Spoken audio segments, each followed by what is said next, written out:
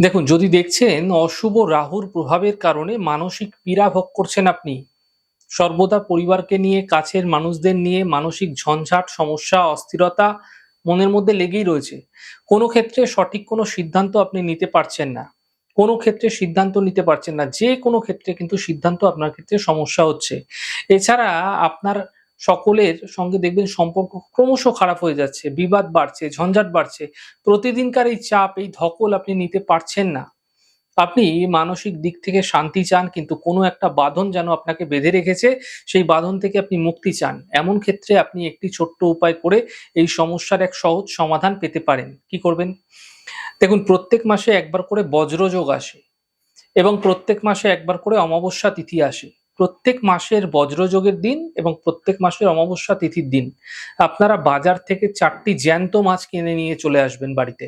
বেশ কিছুক্ষণ বাড়িতে রাখবেন, জলে ছেড়ে রাখুন তাদের। সামান্য কিছু খাদ্যদ্রব্য দিতে পারেন, ছোট, ছোট আটার গুলি দিতে পারেন। তারপর এই মাছগুলিকে প্রবাহমান নদীতে আপনারা পুকুরে ভাসিয়ে দিন।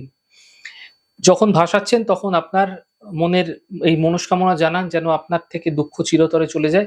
একটি জিনিস মাথায় রাখবেন, মাছটি যেন কোনোভাবে মারা না যায়। তাহলে কিন্তু অত্যন্ত খারাপ। এই প্রক্রিয়া আপনারা ক্রমাগত প্রতি মাসে ২ দিন করে যান। চমৎকার দেখতে পাবেন যে বাঁধনের মধ্যে আপনি আটকা পড়ে আছেন, মানসিক অস্থিরতায় ভুগছেন সর্বদা, চঞ্চলতা সর্বদা আপনার মধ্যে বৃদ্ধি পাচ্ছে। আপনি লক্ষ্য করতে পারছিলেন।